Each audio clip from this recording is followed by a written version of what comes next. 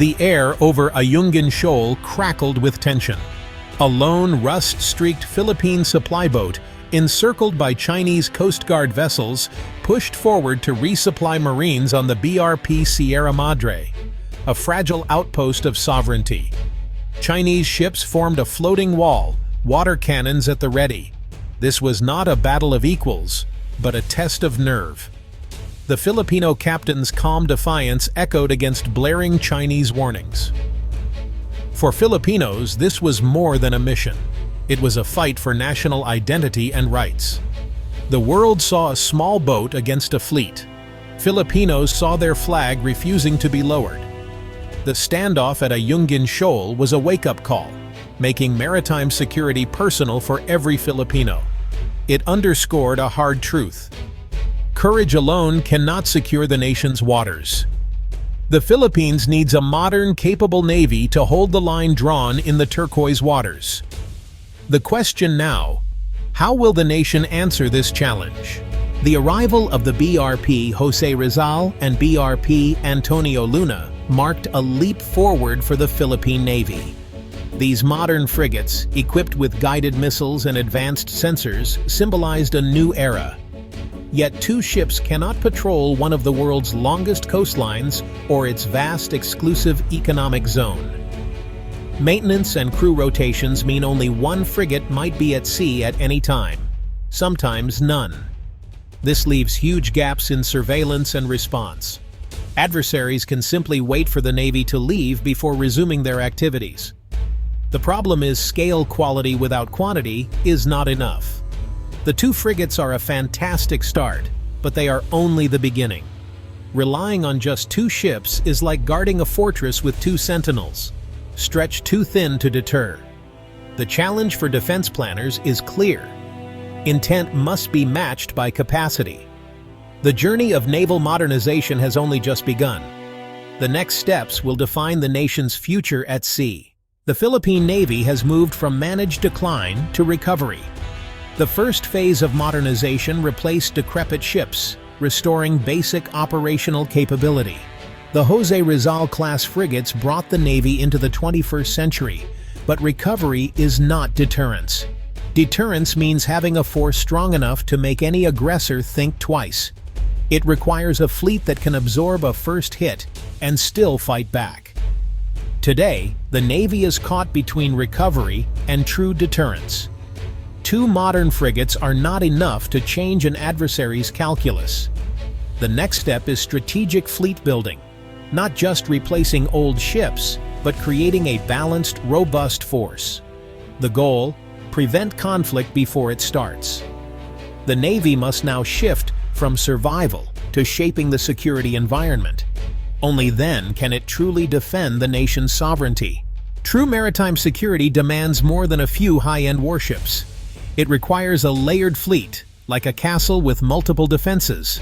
Frigates form the outer layer, projecting power and monitoring vast areas. But they are few and must be used strategically.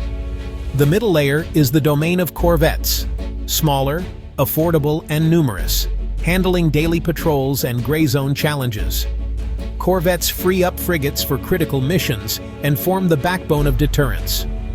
The innermost layer offshore patrol vessels and fast attack craft, guarding coasts and key sea lanes. This mix ensures no part of the archipelago is left unguarded. By combining these layers, the Philippines can build a resilient, flexible, and effective naval shield. A balanced fleet is far stronger than isolated ships. This is the path to real maritime security. The urgent next step is acquiring modern corvettes. Corvettes strike a balance, more capable than patrol vessels, less costly than frigates. For the price of one frigate, the Navy could get 2 or 3 corvettes, building the numbers it needs. A fleet of 6 to 8 corvettes, alongside existing frigates, would transform the Navy's presence in the West Philippine Sea. Modern corvettes can carry anti-ship and surface-to-air missiles and anti-submarine weapons.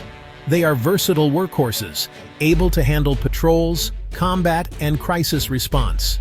Imagine a squadron of corvettes covering more territory, sharing data, and supporting each other.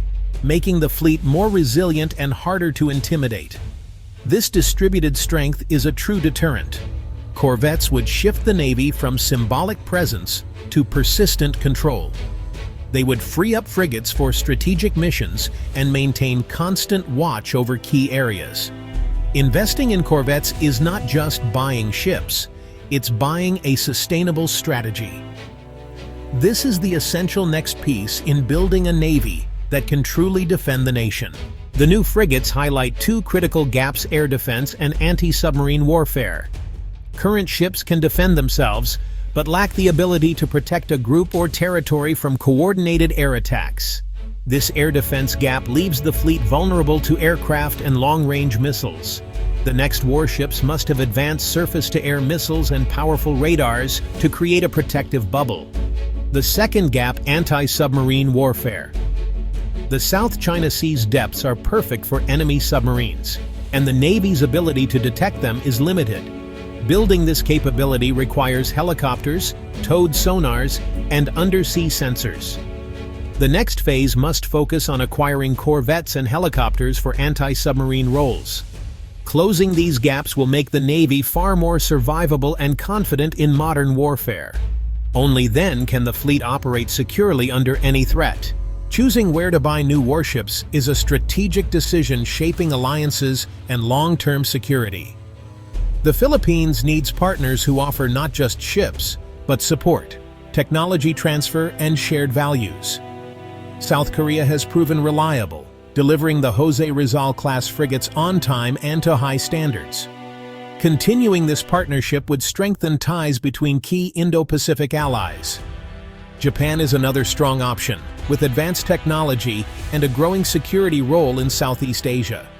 Japanese warships excel in anti-submarine warfare and signal a powerful alliance. European shipbuilders offer cutting-edge designs and can diversify the fleet sources. The best partner is one committed to long-term support, upgrades, and training. Technology transfer and co-production are vital for self-reliance. The right alliance will shape the Navy and the nation for decades.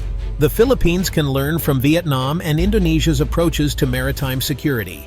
Vietnam uses asymmetric defense, submarines, and shore-based missiles to make aggression costly for larger navies. Its Kilo-class submarines and cruise missiles create a layered, lethal defense. Indonesia, with its vast archipelago, balances quality and quantity, modern frigates and corvettes, plus numerous patrol craft. This ensures persistent presence and high-end capability.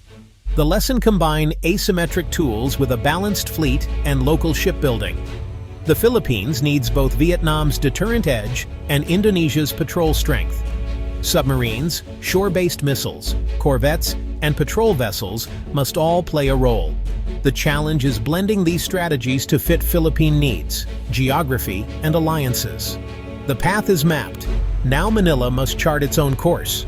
The future of the West Philippine Sea and Philippine sovereignty hinges on choices made now. Bravery and law matter, but must be backed by credible power. The Navy must move beyond recovery to deterrence, building a larger, layered, resilient fleet.